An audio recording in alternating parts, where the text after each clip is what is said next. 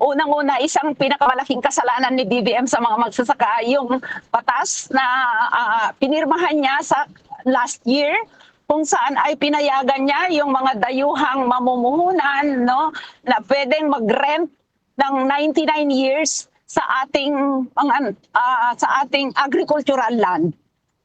Imagine mo yung 99 years na rental.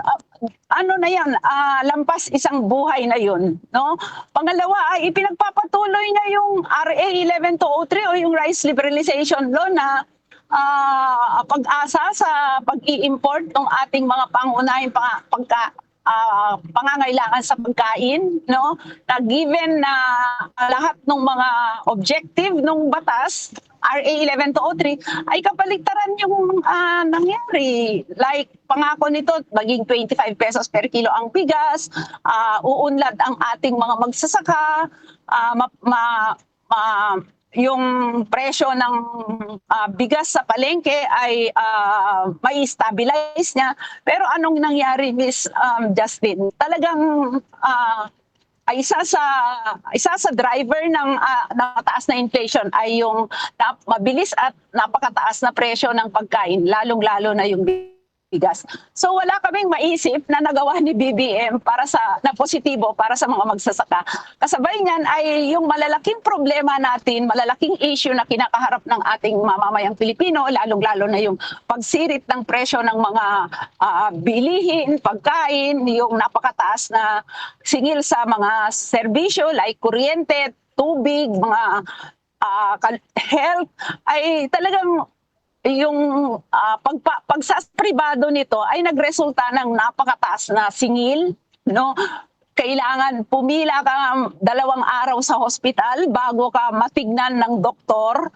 At lahat yan ay patunay yung buwis na nakokolekta sa mamamayan ay hindi na ibabalik sa mamamayan sa pamamagitan ng serbisyo nito sa taong bayan. So kahit ano yung binabanggit ni BBM, nung umupo pa ito, unang taon niya ay binanggit pa niya na may kalalagyan ang mga smuggler, ang mga corrupt official sa ating bansa. Pero sa kanyang kabaligtaran, dahil sa kanyang panunungkulan ay wala siyang napakulong, at higit sa lahat ay sa kanyang panunungkulan natuklasan yung all-time pinakamalaking korupsyon na nangyari sa kasaysayan ng Pilipinas, yung flood control. Sa araw ng Lunes, ano ba ang nais na marinig ng sektor ng agrikultura sa ika-5 SONA po ng ating Pangulong Marcos? Oo, actually, Miss Justin, hindi kami magsasawa na ipanawagan na tanging sa pagpapatupad ng tunay na reforma sa lupa,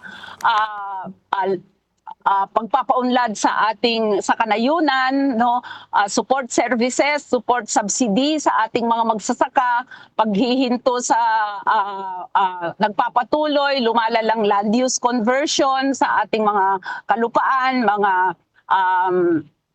pagmimina, pagsira sa ating kabundukan, ganun din yung mga reclamation projects sa ating mga karagatan, dapat mahinto yan. At yan ang bit namin na mga panawagan sa Lunes para matiyak yung kasiguruduhan natin sa pagkain. Dapat gawin ng gobyerno na number 1 sa kanyang program, and at the same time sa kanyang budget ang pagpapalakas sa ating industriya sa agrikultura sa pamamagitan ng paglalaan niya ng malaking budget. Dapat gawin niyang number 1 sa kanyang budget yung budget para sa agrikultura para ma-ensure yung mga pangangailangan ng ating mga magsasaka gaya ng support production subsidy, support price subsidy sa kanilang mga produkto, and at the same time ay yung ensure yung subsidized price ng bigas ay nasa palengke, hindi sa kadimula.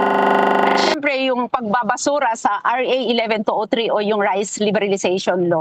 Ganon din isa sa matingkad na ipapanawagan namin sa Lunes ay yung pagbabasura o yung paglaban dun sa Paxilica na itatayo ng US dyan sa Central Luzon, kung saan 1,600 hectares ang ilalaan niya para pagtatayuan ng economic hub o pagtatayuan ng artificial intelligence hub dito sa Pilipinas na magreresulta yan ng malaking problema natin sa kuryente, sa